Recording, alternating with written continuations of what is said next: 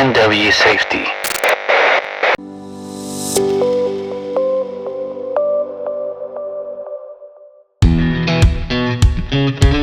Welcome to Safety Café, Conversations on the Frontline, the podcast with real conversations with industry experts who live and breathe safety on the job. So whether you're on a construction site, in a warehouse, or out in the oil and gas field, this one's for you. So grab your hard hat and coffee. It's time to kick off another episode of Safety Café.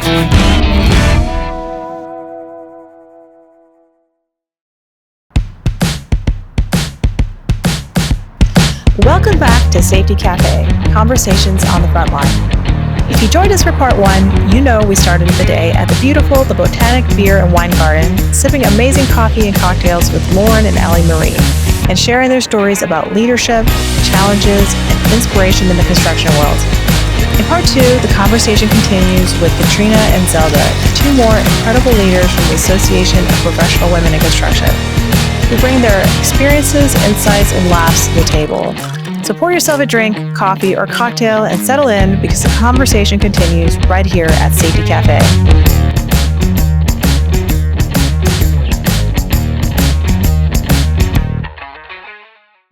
All right. Yes. Part two, APWC ladies. Let's roll, baby. Yeah, man. All right.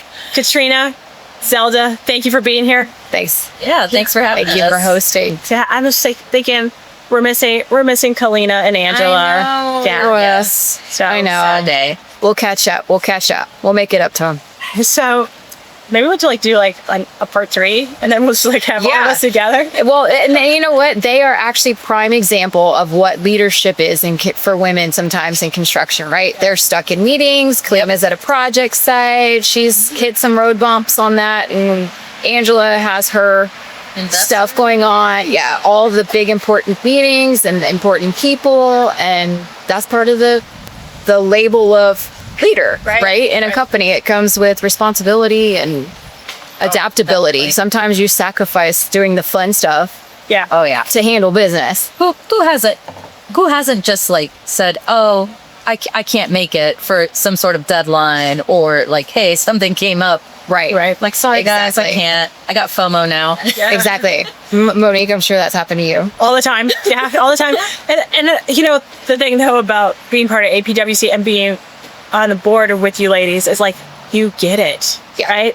I can say when Kalina said, hey, I have this project that is it needs my attention right now. Mm-hmm. We all got it. Yes. There's hell yeah. There's no judgment to that. And when Angela said, hey, I have an investors call and I got to deal with that, you just say I got it. There's really no hard feelings. Yeah. And I have to say that's my favorite part about doing all of this, right? Oh. Yeah. So Allie and Lauren, we were talking about the sisterhood, right?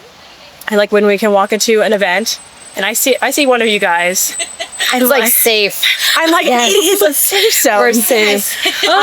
I'm my sisters are here. Absolutely. And it also feels the sense of you can take on the world, right? Yes. Yeah. To own the room of when I'm with one of you all, I know you own the room, and that's a powerful feeling. Right. Well, just with Kalina's text, right? In our group text yesterday, she stressed out, but what ended up happening? Everybody was there to encourage her and hey, you've got this. You are one unicorn. You are a unicorn. Yeah. Just reminding her that she's capable. It's tough right now, but she'll get through it. Yeah. But she's got us. And let's be honest, right? Kalina Lamb, if you put it into famous Google. You put it into Google. Oh my gosh. Everybody Google Kalina Lamb.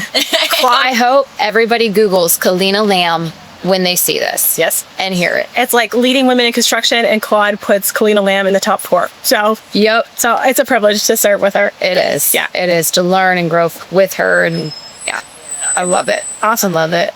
So Katrina, how did you get your start in construction? So I actually grew up around construction. My dad owned a masonry company. I remember being younger, and we would have scaffolding at the house. There was always some sort of brick or block or concrete job going on our property. And he always tried to teach me. And I remember back then we had actual blueprints, right? And they were massive. and they had the pencils and then the long ruler with the 3 side things. I don't know what that's called. And anyway, he would try to teach me. I would be like, I don't know how to learn that, you know? Yeah.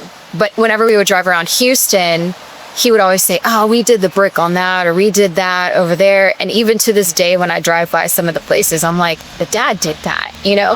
But growing up, you don't appreciate it. And so I didn't get into construction until probably like 5 or 6 years ago when I joined for construction, which was the greatest privilege so far, career-wise, because that was my first experience with construction. I fell in love with it. I fell in love with the people. The feeling you get when you see something come in on paper is just an idea, and then you see the finished project and you're like, I was part of that. Yeah. It's the coolest feeling. It is amazing. Coolest feeling. Yeah. So that was my actual professional start in construction, and I don't want to leave it. Yeah. I've pivoted as far as titles go and stuff, but I don't believe construction. It's the greatest. I think it goes back to like being a creator, right? I think there's different types of people in the world, right? And when you're in construction and there's this joy in creating, right? And like that very thing, you have a concept and you have an idea, which it started off as a dream in somebody's head. Exactly. And then it gets on paper and gets blueprints, and the designers get to it, and then it gets executed. Yes. And then it's, you know, and when you look around and you see a job site and you see all the pieces that go into it, and it's mind-blowing. Like, I love it. I have like this excitement, like giddy excitement. I probably feel like a 5-year-old on Christmas morning when I go through a construction site. Like, yes. I'll see a crane and I get more excited than my son. I'm like, Simon, look. And he's like, yeah, whatever, mom. But then no, that means something's coming up. Like, that's amazing. Yeah, that's like jobs. That's, you like see it. Yeah. But it's like, especially in Houston, right? They have these small spaces where they're building, but there's so much going on that people have no clue about. Oh, yeah. So much. And a lot of office work goes on behind the scenes, right? Believe it or not. Yeah. And then like, you know, just seeing a foundation, right? And like, people don't realize what it took to get to that foundation. You see concrete being poured and you're like, no, that's like half of the timeline was just to get to the foundation. Exactly. Right? And then you do the foundation and you're like, all right, now we're going vertical, right? Exactly. I'm so excited when you see something go vertical, but I see it now and I'm like, oh, do you realize what it took to get to that concrete? Like, yes. Yeah, it was a lot. Yeah. We topped out our slab and we're maybe at the halfway point. I feel like it's like the biggest feat. Yeah. So Zelda, how did you get started in construction? Ooh, well, similar to Katrina, I grew up in it. My dad is in the trades. He's a plumber, like 30 plus years of experience now. Yeah. Semi-retired. I swear I would love to live his life. Just, you know, very young, 60, and has kind of been retired for like the last 5 years. Yeah. But that's the way to be, right? It's yes. Like, sign me up. That's the goal. Yes. And just grew up in it, doing remodels, doing, you know, like going out and doing work, plumbing work at other people's houses on the weekends, building my parents' house that they're in currently. It was exciting. I was very motivated about it. It's like you said, it's you're creating something and you get to see a finished product. Yeah, there is nothing quite like that. I think. Well, it took me a little while. I tried to deviate. Tried to do criminal justice, tried to do engineering, and it just was not my thing. I didn't even know that construction management was an option. Yeah. Come to find out, start talking to an advisor, and they're like, well, you know, we have a construction management program. Like, what? It's like you light bulb moment. You need to tell me. This whole time I've been searching. It was right there. Wow. So, I mean, I got my start with Turner back in 2015, and I got to work on the Alamo Dome for Final Four. That's amazing. And I was an intern, and I got to do a lead project right off the bat. And I mean, I got bit. I could not. Seriously. I was not going to go back. I was like, you know what? this is what I want to keep doing. And I, like, even now, it's over 10 years later, and I still feel like I have that passion for seeing something be built and creating, you know, being a part of the creation of a new project, whether it's an interior fit out or a ground up, you know, just knowing like, hey, yes, I was a part of that. Like, and yeah, there is something like the pride in being able to drive past it and saying, yep, we did that. I know what their floor plans look like. Yes. You know, I do. Well, and you have some notable clients that you can't even name.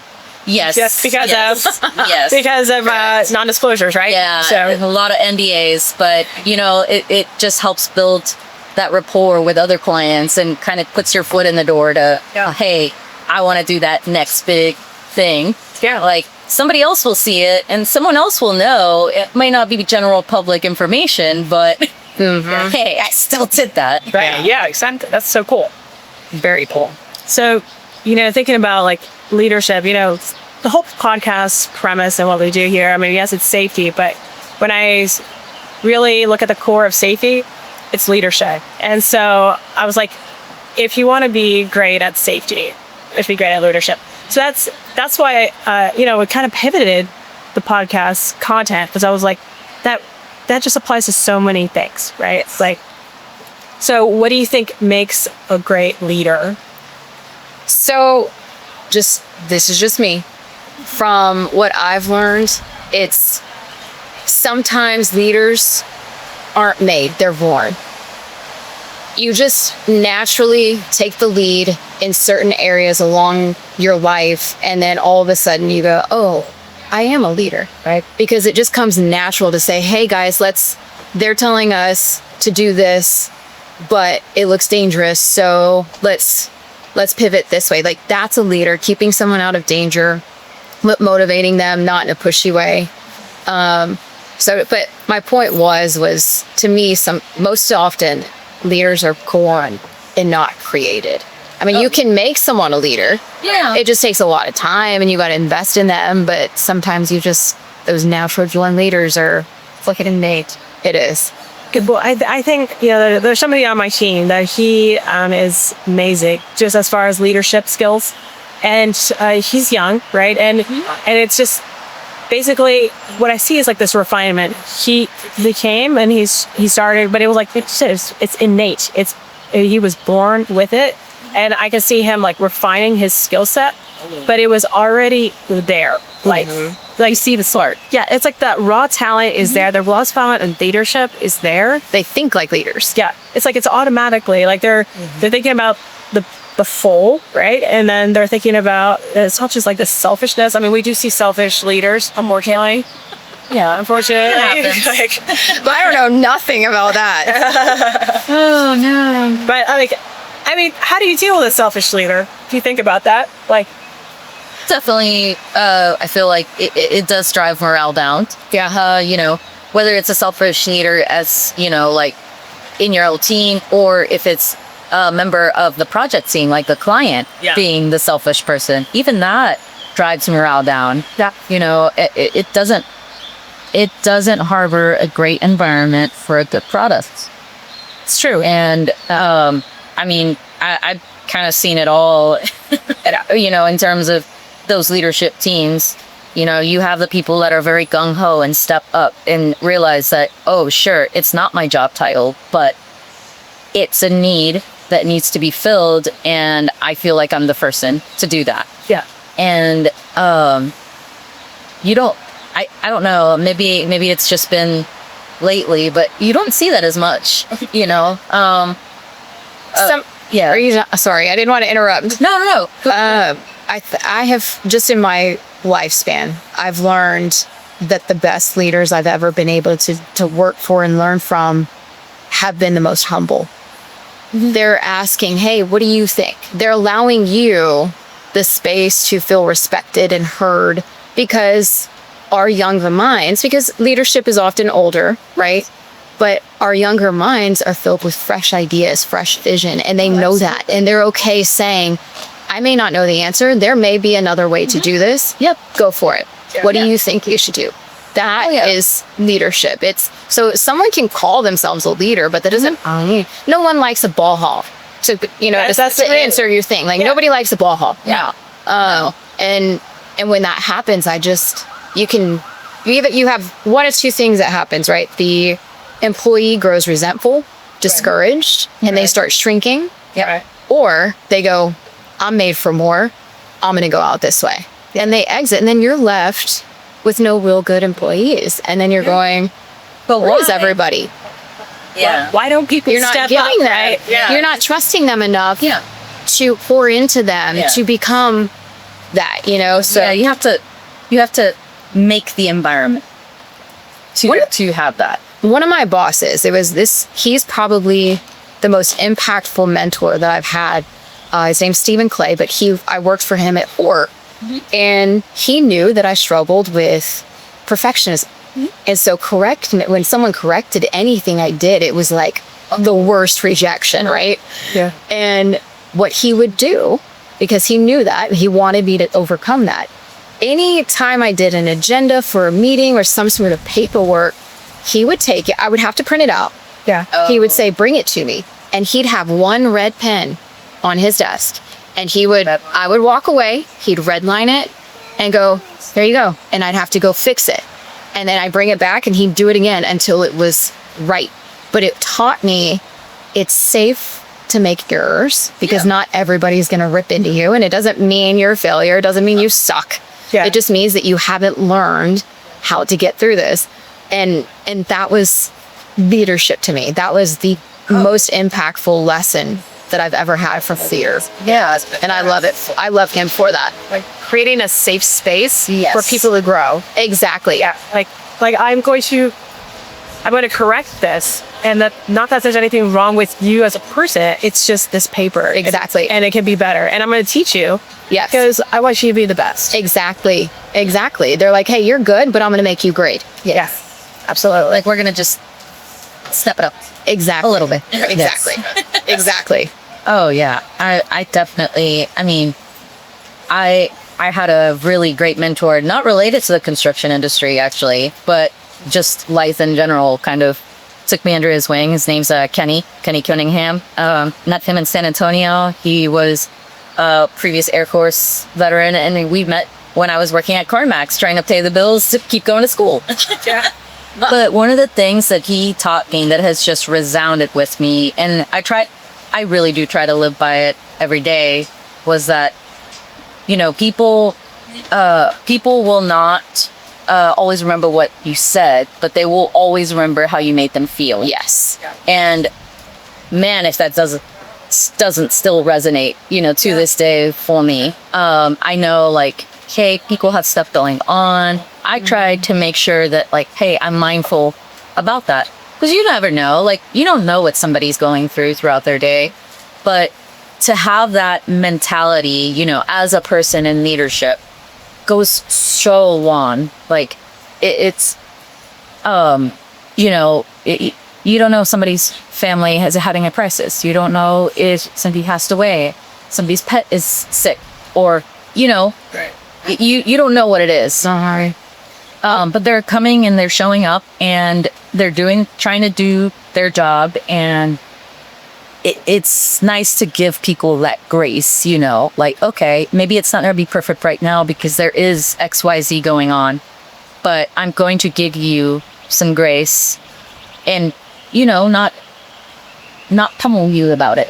Right. Belittle you and make you feel inferior. Yes. And I'll tell you, the best place for leadership is being a mom to my son. Oh, because I'm having to, and I parent him with intentionality. I try to equip him with the emotional intelligence and the habits and the disciplines that he's going to need. Everything else will fall in its place. But the important pieces that he's going to need are discipline, learning good habits, and the emotional intelligence. And so in that, I can be very reactive sometimes, right? Or women, we can be emotional. Right. Okay. And it's easy to take it out on our kids. Are you trying to tell me men are not emotional? We're not going to go there. We're not going to go there. But with him, I have to pause and go, you know what? Just like me, he's learning to be human also. Yep. I've got several years, I'm not going to say how many, on him, but he's 10. Like he only knows what he knows. Yeah. And until I stop and say, hey, actually, it should be like this and this is why, he's not going to ever know. No. And he's experiencing it for the first time. Yeah. Yeah. I had someone teach me that. They said, we were talking about something and they said, you know, the one thing I wish my parents had given me was explanations on why things were or weren't that way, or why you should or shouldn't do that. Yep. Because then you grow up thinking, oh, well, that's just how it is.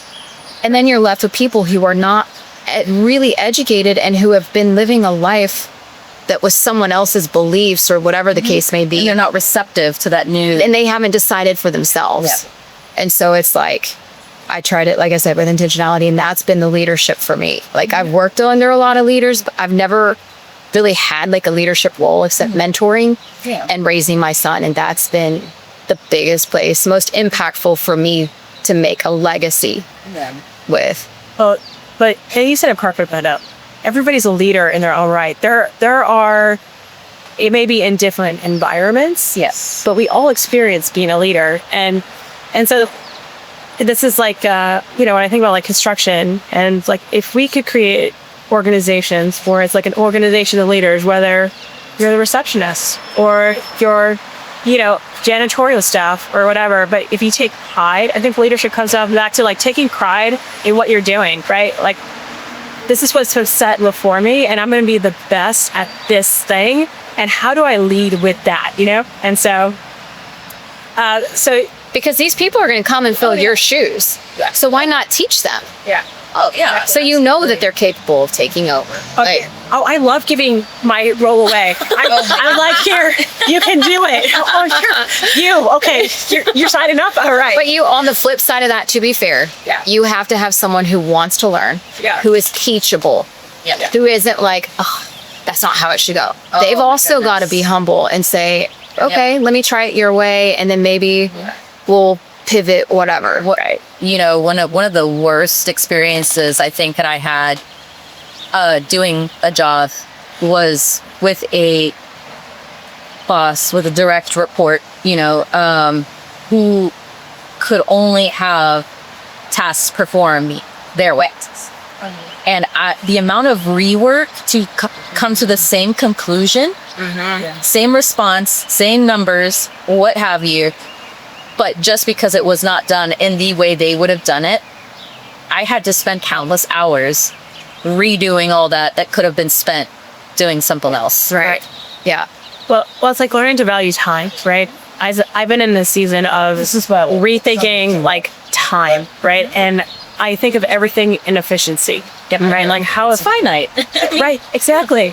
And so like, I believe as a leader, before you set out a directive, right? Like, oh, this is what we need to do, or for whatever, being a mom, and it's like, hey, Simon, this is what we need to do. It's like you're thinking about like the big picture and like time and like how does it all play together, right? And like teaching discipline.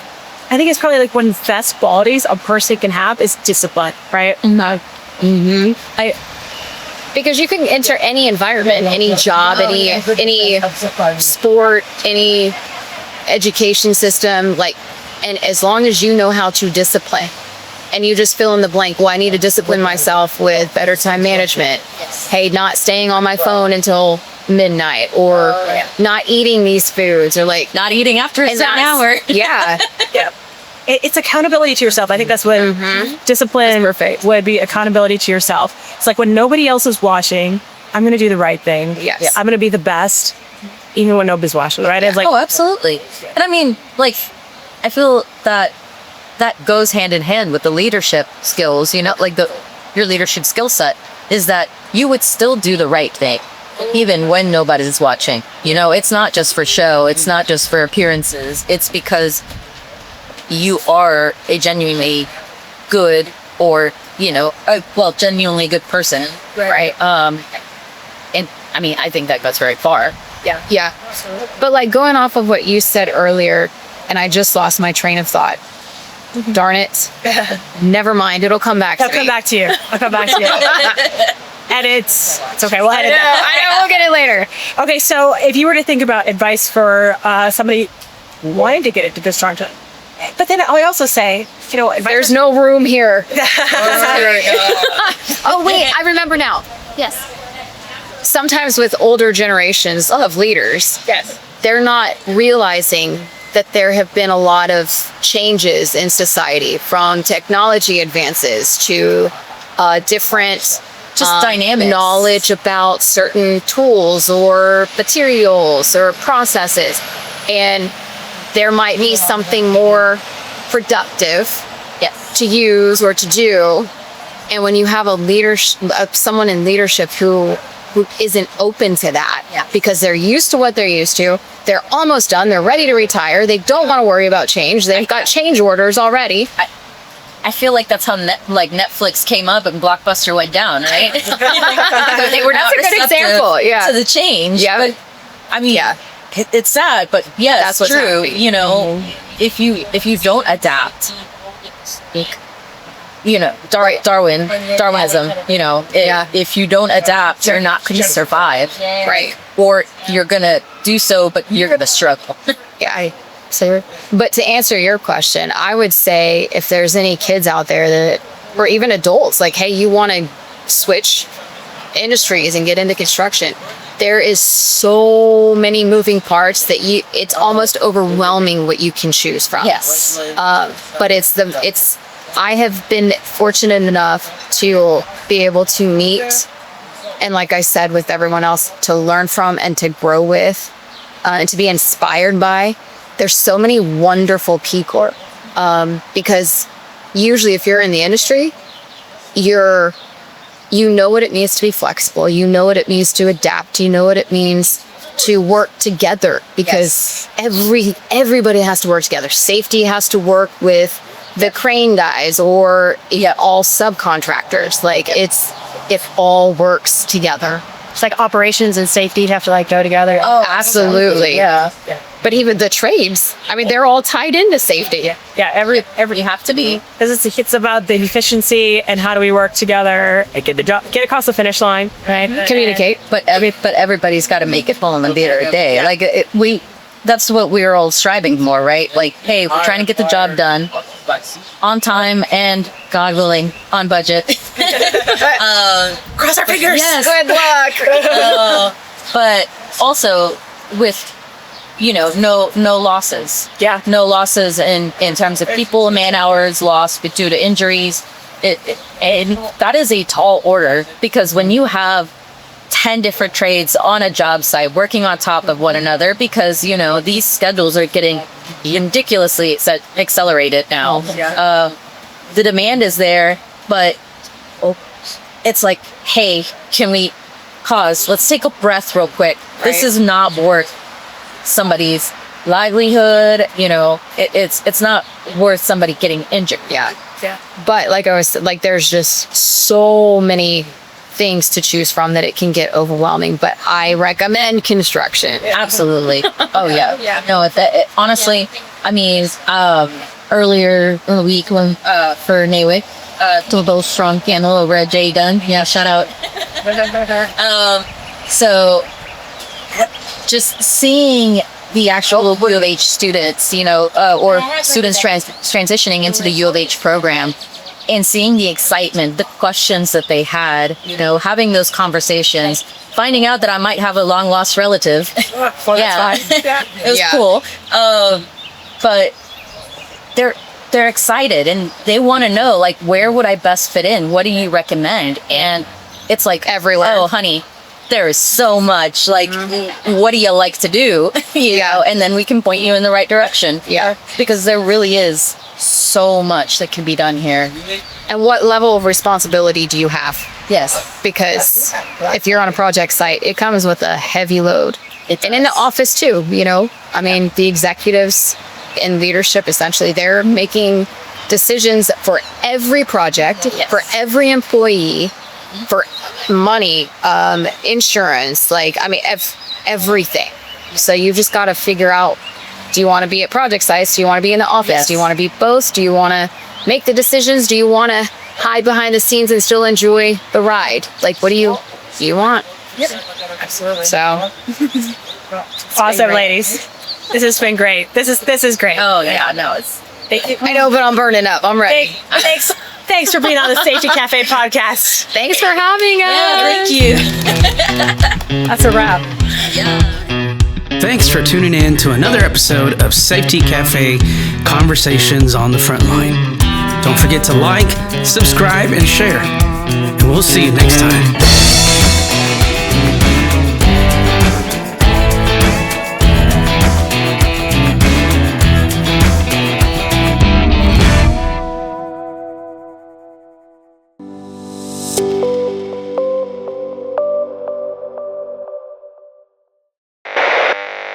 NW Safety.